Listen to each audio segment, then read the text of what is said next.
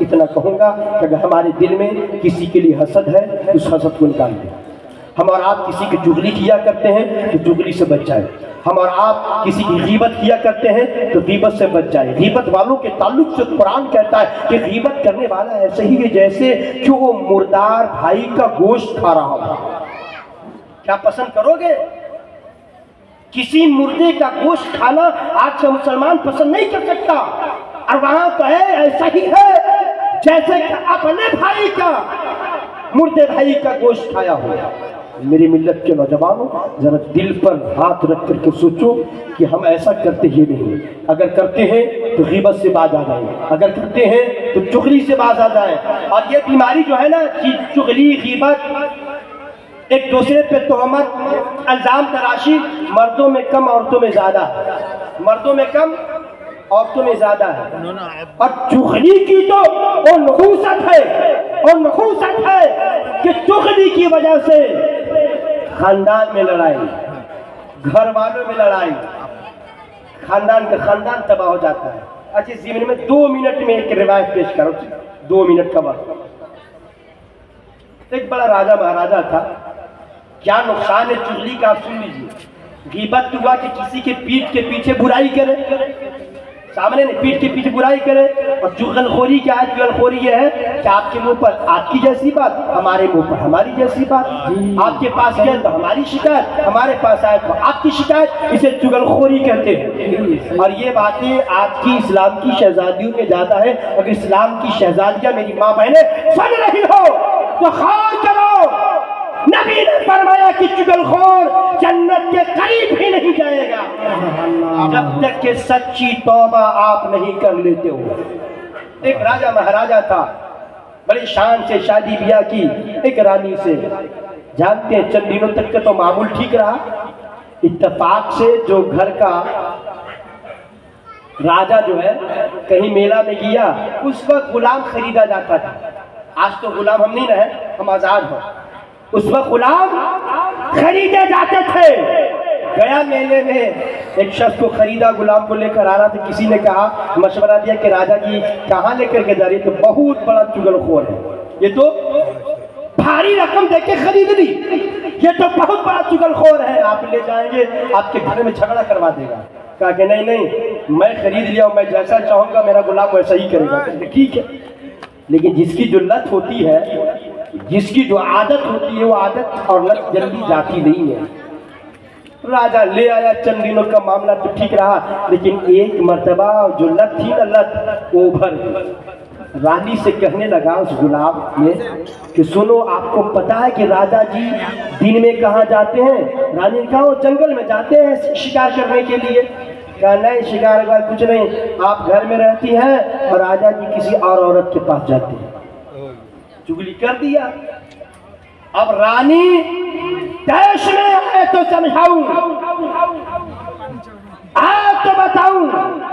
جیسے رانی کے پانی سب سے اوپر گزر رہا ہے, آئے راجہ جی تو بتاؤں. تاریخ بتاتی ہے کہ وہ غلام وہاں سے گھوڑا اٹھایا, جنگل کی طرف چل گیا. جا کر کے راجہ جی سے کیا کرتا ہے کہ آج نا رانی جی جب آپ ادھر آ جاتے ہیں تو آپ کی غیر موجودگی میں کسی غیر مرد سے ملتی ہے, اور آج بہت تاؤ میں ہے کہ اگر راجہ آئیں گے تو ان کی گردن ہی اڑوں گی. تاریخ بتاتی ہے راجہ تو آیا بیچارہ, اور آنے کے بعد جیسے گھر میں آیا تو میں شروع. پہلے کچھ نہیں تھا, مگر اب دونوں میں تکرار, دونوں میں بحث, دونوں میں لڑائی اس نتیجے تک کہ پہنچی کہ ایک دوسرے پر ہاتھ اٹھا دیے گئے. راجہ کچھ دیر کے لیے باہر کا گیا کہ پھر غلام رانی کے پاس آیا اور آ کر کہنے لگا کہ سنو, ایک چیز ہے, اگر تم وہ کر لو گی, عمل کر لو گی تو تمہاری شوہر یعنی راجہ جی کا مزاج ٹھیک ہو جائے گا, غیر عورتوں سے نہیں ملیں گی. حقیقت تو یہ نہیں تھا, حقیقت یہ سب نہیں ہے. مگر اس کے کہنے کے مطابق رانی نے کہا اس کے لیے کیا کرنا ہوگا؟ کہ تیز دھار استورا رکھیے, چورا رکھیے, تکیے کے نیچے رکھ لیجئے. جب آپ کے شوہر سو جائے, نیند لگ جائے, تو ان کے داڑھی کے ایک بال کاٹ لیجئے گا, تعویذ بنا دوں گا. آپ کے شوہر کا مزاج ٹھیک ہو جائے گا۔ ہاں ہاں اچھا پلان بتائے، تکیہ کے نیچے استورا رکھ لی۔ ابھی نکل پڑا غلام گھوڑے سے، جا کر کے راجہ کو کہا اب گھر جا رہے ہیں، ذرا ہوشیار سے رہیے گا، آج آپ کی بیوی آپ کے لیے انتظام کر کے رکھی ہے، تکیہ کے نیچے چھرا استورا رکھی ہے، بچ کے رہیے گا ورنہ آپ کی جان چلی جائے گی۔ تاریخ بتاتی ہے وہ راجہ چلا آیا، ہوشیاری سمجھ گیا تھا کہ میرے نوکر نے تو میرے لیے سب کچھ صحیح کہا، لیکن یہ کیا پتا چار سے چند مہینہ پہلے جس نے کہا تھا وہ سچ کہا تھا، یہ چگل خور ہے، یہ تم دونوں میں لڑائی کرا دے گا، یہ تمہیں خاندان والوں سے لڑا دے گا۔ آیا راجہ بستر پہ لیٹا، نیند کہاں آنے والی تھی، ایسا نہیں کوئی چھری نکال کے گردے پہ مار دیا، چپ چاپ نیند کے ایک ناٹک کی راجہ نے، سوئے رہا اور جھٹو خراٹا لیا راجہ نے۔ خراٹا لینا تھا کہ سمجھ گئی کہ راجہ جی نیند میں ہے، آج ان کے داڑھی کے ایک بال کاٹی لیتی ہوں تاکہ تعویذ تیار ہو جائے گی، راجہ جی کا مزاج ٹھیک ہوگا۔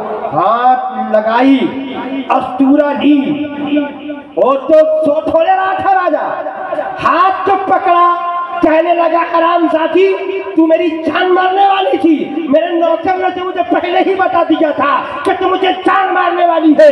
تاریخ بتاتی کہ راجہ نے اس کی کلائی کو مموڑا، توڑا اور اسی استورے سے اپنی بیوی کو، رانی کی جان لیا۔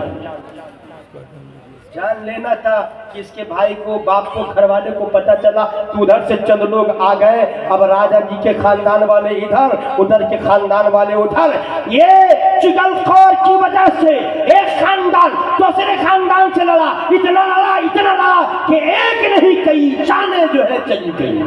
کیوں؟ چگل خوری کی وجہ سے۔ اے اسلام کے شہزادوں، اگر آپ ایسا کرتے ہو تو بچ جاؤ۔ اے اسلام کی شہزادیوں، اگر آپ کے اندر یہ عمل ہے، اس عمل کو ترک کر دو، ان چیزوں سے باز آ جاؤ، ورنہ اس کا حشر جو ہے نا آخرت میں بھی برا ہونے والا ہے اور دنیا میں بھی برا ہونے والا ہے۔